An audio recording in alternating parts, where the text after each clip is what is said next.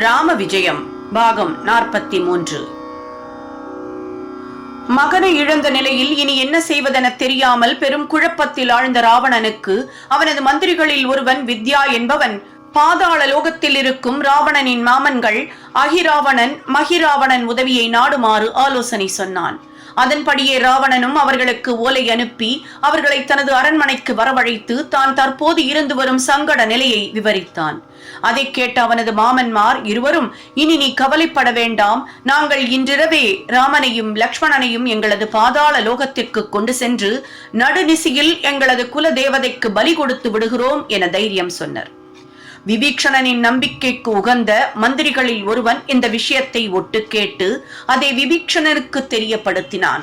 மாருதி, நளன், சுக்ரீவன் மற்றும் இதர வானரர்களிடம் இந்த செய்தியை விபீக்ஷணன் சொல்லி ராம லக்ஷ்மணர்களை கவனமாக பாதுகாக்கும்படி எச்சரித்தான். அனைத்து வானரர்களும் தங்களது வாள்களை நீட்டி பிணைத்து ஒரு அரணாக அமைத்துக் கொண்டு அதன் நடுவில் ராம லக்ஷ்மணர்களை ஒரு கட்டிலில் படுக்கச் செய்து வெளியில் அமர்ந்து காவல் காத்தனர். நள்ளிரவு நேரத்தில் அங்கே வந்த அகிராவணனும் மகிராவணனும் இந்த வலுவான அரணை கண்டு ஆச்சரியமுற்றனர். ராம லக்ஷ்மணர்களை நெருங்க இயலாமல் பூமிக்கு அடியில் சென்று அதை குடைந்து அதன் வழியே ராம லக்ஷ்மணர்களை அந்த கட்டிலோடு அப்படியே எடுத்துக்கொண்டு பாதாள லோகத்தில் இருக்கும் மகிகாவதி என்னும் இடத்திற்கு சென்று ஒரு பத்திரமான இல்லத்தில் அவர்கள் இருவரையும் மயக்க நிலையில் ஆழ்த்தினர். மகரத்வஜன் என்னும் அசுரன் தலைமையில் 20 கோடி அசுரர்களை பாதாளத்தில் இருந்த கடலுக்கு அருகில் இருந்த அந்த வீட்டின் முகப்பில் காவலுக்கு வைத்தனர். பொழுது விடிந்ததும் ராமனை காணச் சென்ற வானரர்கள் அவர்கள் இருவரும் மாயமாக மறைந்து போனதைக் கண்டு அதிர்ச்சியுற்றனர். குடைந்தெடுக்கப்பட்ட பூமியையும் அதன் அருகே சில காலடி தடங்களையும் கண்டு அவர்களை சில அசுரர்கள் பாதாள லோகத்திற்கு கொண்டு சென்று விட்டதாக முடிவு செய்தனர். எப்படி அங்கு செல்வது, அவர்களை கண்டுபிடித்து மீட்பது என தெரியாமல் குழம்பினர்.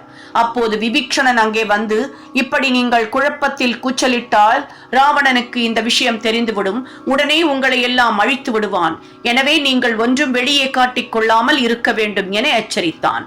விபீக்ஷணனும் இதர வானரர்களும் மாருதியை பார்த்து அந்த குடைவின் வழியே சென்று ராம லக்ஷ்மணர்கள் இருக்கும் இடத்தை கண்டறிய முடியுமா என கேட்டனர். என் உயிரை கொடுத்தாவது ராம லக்ஷ்மணர்களை நான் காப்பாற்றி கொண்டு வருவேன் என மாருதி சபதம் செய்தான். உடனே நளன், நீலன், அங்கதன், ஜாம்பவான் ஆகியோருடன் அந்த சுரங்கத்தின் வழியே சென்று மிகவும் கஷ்டப்பட்டு இறுதியில் அரை உயிராய் ஒரு சமுத்திரக்கரையை அடைந்தனர்.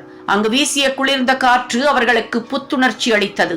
அங்கே பல அசுரர்கள் காவலுக்கு இருந்ததை கண்டதும் தங்களை யாத்ரீகர்கள் போல உருமாற்றிக் கொண்டு அவர்களிடம் சென்று மகிகாவதிக்கு செல்லும் வழியை சொல்லுமாறு கேட்டனர்.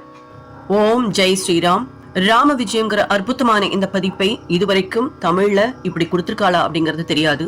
ஆனா ராமனுடைய அவதாரம் ஏற்படுறதுக்கான காரணம் அதற்கு முந்தைய நிகழ்வுகள் எல்லாம் ரொம்ப ரொம்ப சுவாரஸ்யமானது. பல பேருக்கும் தெரியாத பல உண்மை சம்பவங்கள் இதுல அடங்கி இருக்கு. சோ நம்ம எல்லாருக்கும் இது தெரியணும். பல புராண கதாபாத்திரங்களின் தத்ரூப குணாதிசயங்களை இதுல வர்ணிச்சிருக்கிறது ரொம்ப அபூர்வமா இருக்கு. கண்டிப்பா இந்த பதிவை முடிஞ்ச அளவுக்கு மற்றவாளுக்கும் ஷேர் பண்ணுங்க. இதை கேட்கறதுக்கே நம்ம பல புண்ணியம் பண்ணியிருக்கணும்னு சொல்லுவா. அதனால முடிஞ்ச அளவுக்கு மற்றவாளுக்கு இதை செய்ய செய்ய நம்மளுடைய வாழ்க்கை சிறக்குங்கிறது உண்மை.